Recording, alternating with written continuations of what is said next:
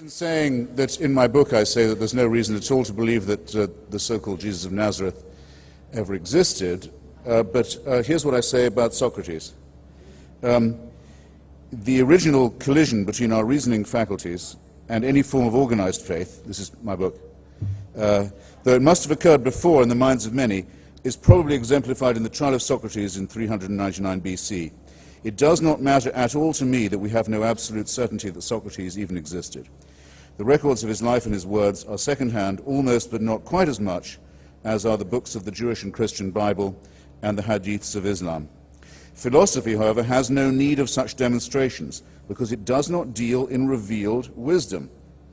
Now, as it happens, we do have some very good descriptions of the life of Socrates that make his existence to me plausible, but it doesn't matter to me at all whether he was real or not. What matters is that someone advanced his method of reasoning, his testing of evidence against experience, his commitment to a certain kind of dialectical honesty, and that if it hadn't been him, it would have been someone else. So that's what's precious to me.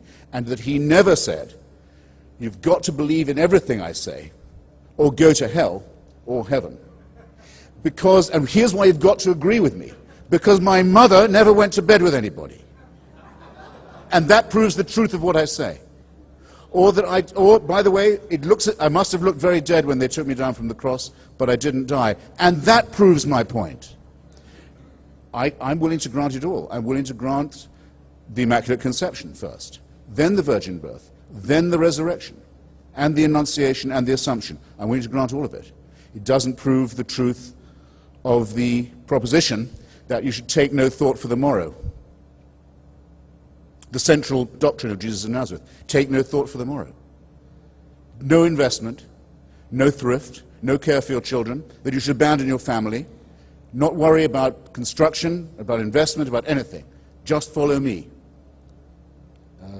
A ridiculous and immoral proposition that, as C.S. Lewis so cleverly, and I must say for him, very honestly puts it, means that the man must either have been a maniac, a sick man, an evil man, or he must have believed that the world was coming immediately to an end, and that he was commanded to announce this fact to the deluded Bronze Age inhabitants of Palestine. Because if he didn't believe that, and if he didn't believe he was divinely mandated, then his words would not have been inaccurate or false, they would have been wicked. That's what you have to be talking about. Now, there is, on the historicity point, there are only two reasons, I think, to suppose that there may have been the figure of some kind of deluded rabbi present at that time.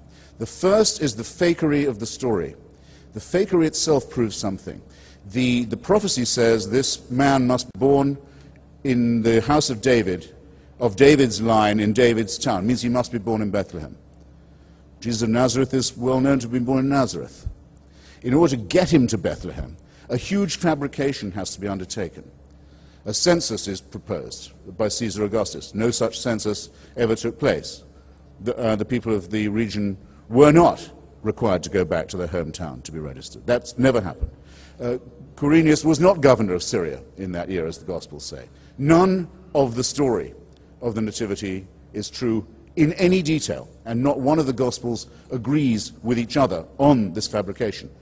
But the fabrication itself suggests something. If they were simply going to make up the whole thing, and there'd never been any such person, then why not just have him born in Bethlehem right there and leave out the Nazarene business?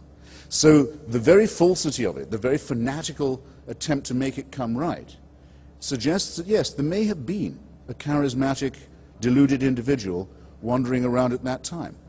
But which is most impressive to you? The fantastic fabrications, the unbelievably inane and inarticulate preachments, or the inconsistencies in the story? You could mention another thing about the resurrection. Most of the witnesses to this are women, illiterate, stupid, deluded, hysterical females, of the kind who in a Jewish court at that time would have had about as much chance of being listened to as they would in an Islamic court today. What religion that wants its fabrication to be believed is going to say, you've got to believe it, because we have some illiterate, hysterical girls who said they saw this? No, it's impressive to me. It's impressive to me that the evidence is so thin, and is so hysterical, and is so feeble, and is so obviously, strenuously cobbled together, because it suggests that something was going on. There was some character.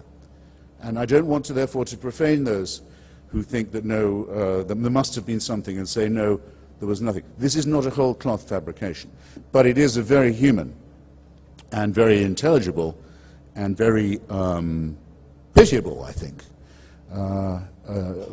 practice of fraud that may have worked on stupefied peasants in the Greater Jerusalem area, but should really have no power to influence anyone in this room, whereas the noble methods and words and systems by which Socrates reasoned will continue to illuminate our path for as long as we care about the only real gift we have, which is our independent intelligence. Now, I think that'll do for now, but if you want to ask me, yes, I've run out of time, but if you would care just to look at the chapter I've written about the discovery, the concession now, by every Israeli archaeologist, by the whole school now of Israeli archaeology, that the entire story of the Exodus, the captivity, the wandering, the conquest of Canaan, and the rest of it, is also a complete fabrication.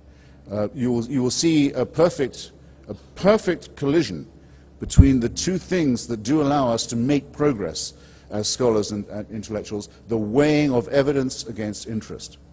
And that the great school of Jewish archaeology, given every motive to find the contrary, giving every motive and every chance in the Sinai and in the region to dig up and find what David Ben-Gurion, at the founding of the state, called the title deeds of Zionism, to come back empty-handed and say, we admit it, this story has no basis of any kind whatever, is I submit to you, something far more noble, far more worthwhile, far more honest, far more courageous, far more moral, and far more Socratic than any of the nonsense that Dinesh just tried to pass off on you. Thanks.